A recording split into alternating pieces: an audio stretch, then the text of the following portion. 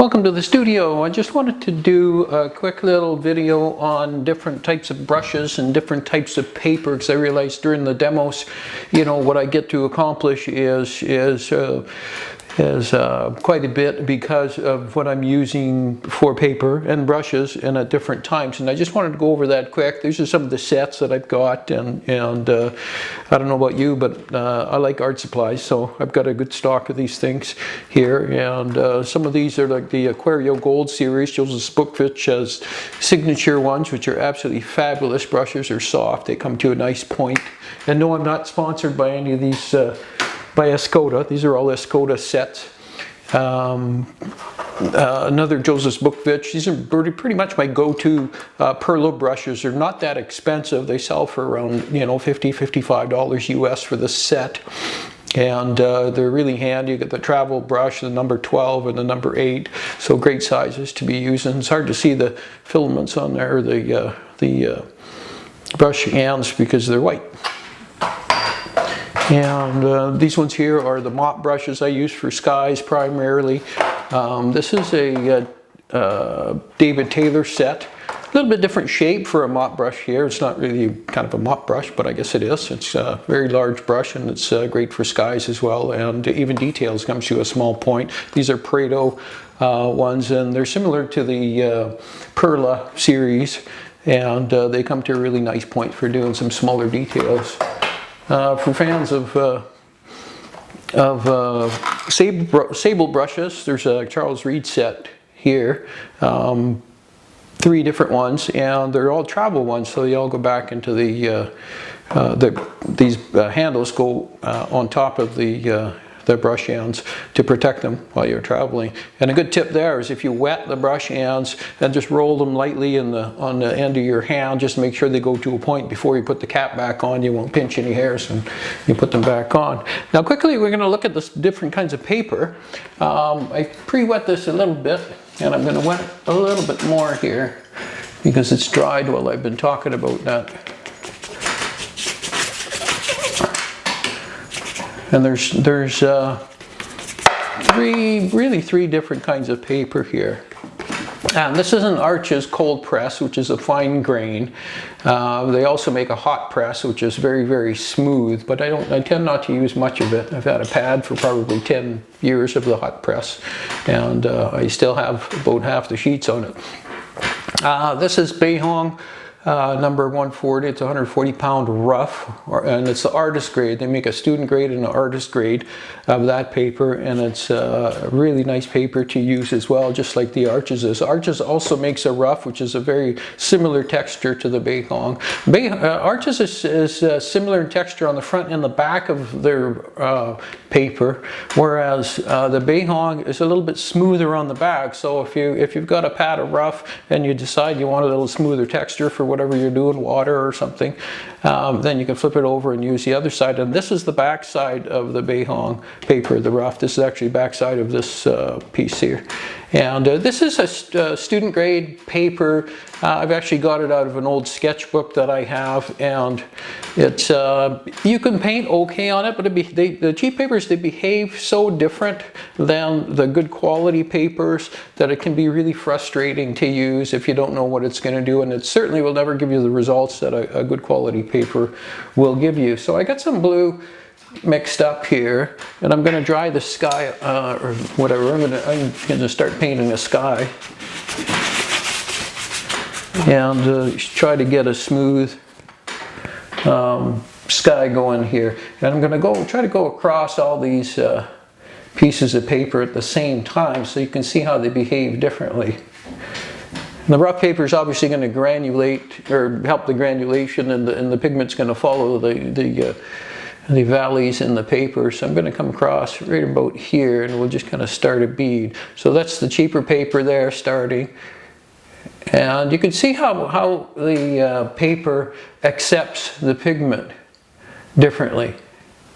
Different types, different texture. You can see the Baohong, it's doing a lot of bleeding up from that. And of course the paper's wet, and This one here, it's kind of holding the edge here. It's not really bleeding up into the wet paper, and it's tending, instead of absorbing into the next layer and smoothly coming down, it's pulled itself in certain areas where it's happy to come down. Now the angle is the same on all these pieces of paper. This one is slightly curved up because it's wet in the middle, and that's what will happen with the cheaper paper too. It'll buckle more, which is a lighter weight also. It's probably, I don't know, that's 1/4, it's maybe 100 pound, 90 pound or something, that one there. But you can see the difference in what it's doing here. And then I'm going to go to the back side down here of this, the Baohong rough paper. I'm going to put a little more pigment on there.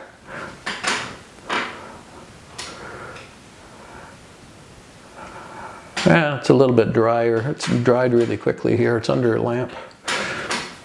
So you can see how this has behaved here as I've let it sit a little bit, and this is still wet. So is that. I can feel how damp it is, and this is drying fairly quick. So I'm going to go with another layer here. I'm just going to use some cat orange.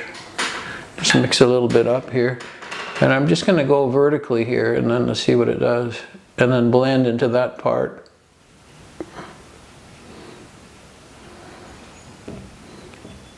And then I'm going to do the same with the next little section under here. I'll try to get the same moisture content in the brush here.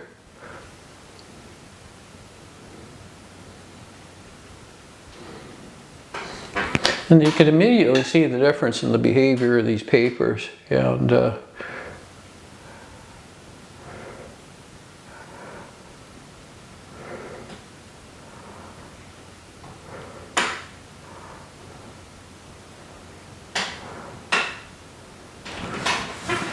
we go. And then I'll come down to the back side of that, the paper on the corner, the bottom left corner of the Baohong here, and I'll drop some in there as well, just quickly. This is also drying pretty fast. So I'm kind of letting it bead down at the bottom there. Yeah, because this is wet. And you can see how the color is too. I didn't change the color here. It just blended in. I guess I gave it an avenue for the blue to blend into here. And it was happy to find a place where it could go downhill. And then this here, you can see what it's doing. It's kind of an interesting pattern. If you're painting a certain thing, that's the look you're after, like a tree or something like that. You can have some really amazing results just with a couple of brush strokes. And go from there. I'm just going to pull this down here because that's just fun to do. So as you can see, I'm just playing with watercolor here today, but it is something that I wanted to show. And so you can experience the different colors, or I'm sorry, the different papers. I'm looking at color. The other thing we can do here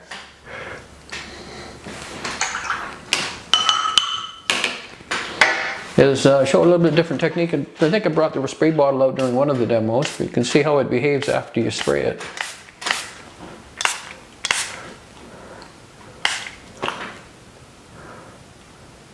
Thomas Schaller uses a lot of spray bottles. He says he would be lost without it. And we'll see what happens. So it's interesting to see what's going on here with these pieces of paper. So I'm going to put this aside here, and just out of interest, this is the painting I did yesterday of the vineyard.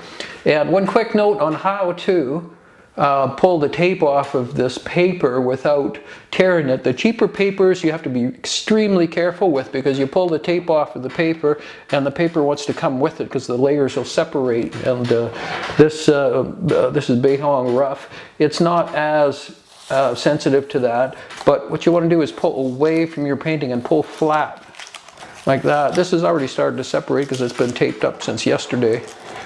And like that, and you can pull that painting off like that. I'm doing it fairly quickly because I know that it's not going to cause any problems with this particular paper here.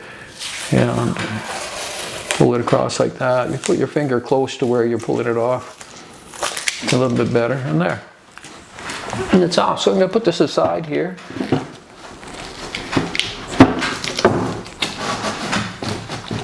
somewhere where it's not going to fall. And I'm going to put this painting aside as well. And the next thing I'm going to show you is what I use for plein air painting. And it's just like a sushi making wrapper thing made out of this little, I don't know what they are, little bamboo sticks or something like that. And all I do is I roll the brushes into here and I put a little piece of blue tape over top of the brushes. And it protects the ends of the brushes real nice. Yeah, and I put an elastic band over the outside and put them in my backpack. And it's done just like that. So these different brushes, this is you're using kind of a mop brush for doing the sky as you're pulling things down. These smaller ones, these are the Perlas. So you can use these for doing some finer little detail. You can see how wet the pigment is on the end. But if you want to do fine lines or something like that, or you can do a lot of things with those. This Aquario Gold, it's a fabulous brush that you can paint a whole painting with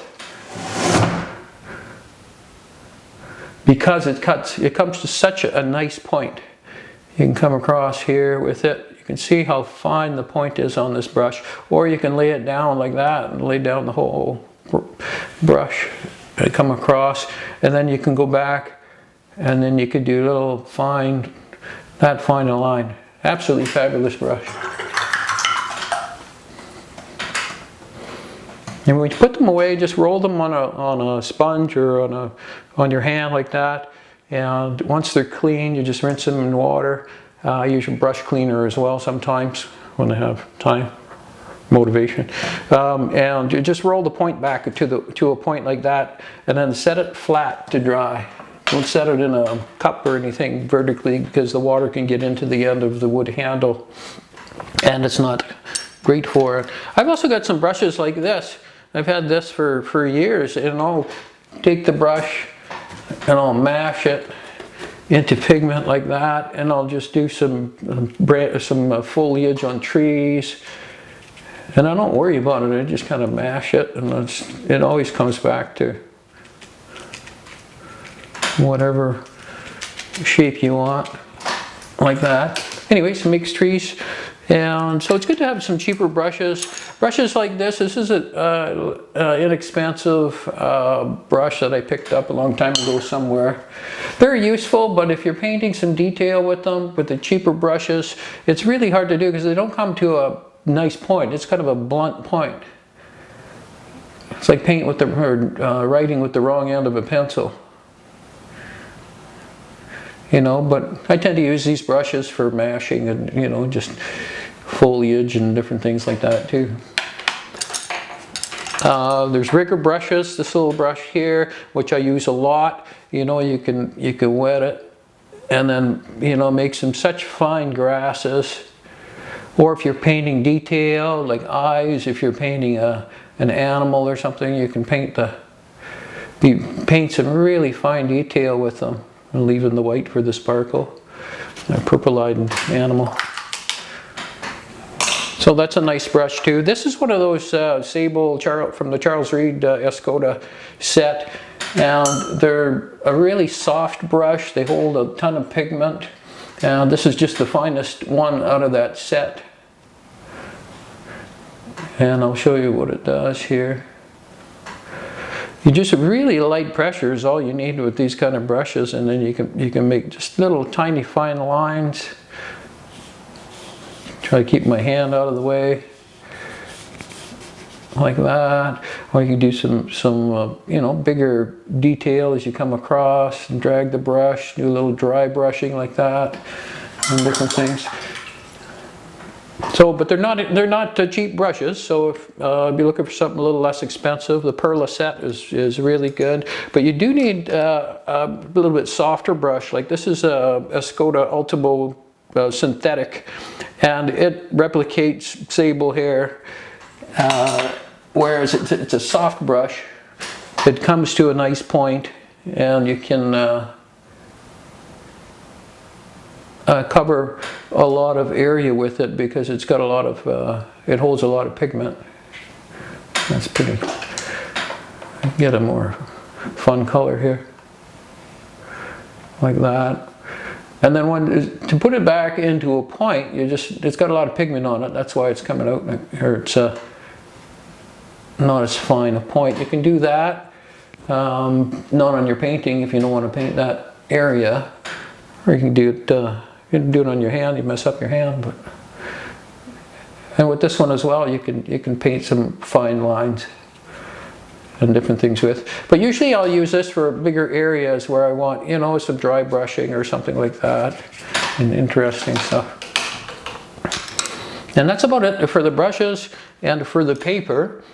If you want to stay tuned till the next episode, I'm going to do little short video on paint as well, different types of paint. I primarily used Daniel Smith, so I'll show you Daniel Smith, and also QOR paints, which have a different carrier here, and they don't actually mesh that well if you're using both those paints on one painting. They'll do some different things, or one will repel the other. And that's about it. Thanks for watching. Tune in this week for another full-on painting, and please subscribe. Thank you for all the new subscribers. I really appreciate it. And if you're interested in any of these products, I do have an affiliate link in the description for Blick Art Materials. And I do get a little commission from the sale of that, and it helps out to provide this free channel. We'll talk to you soon. Bye.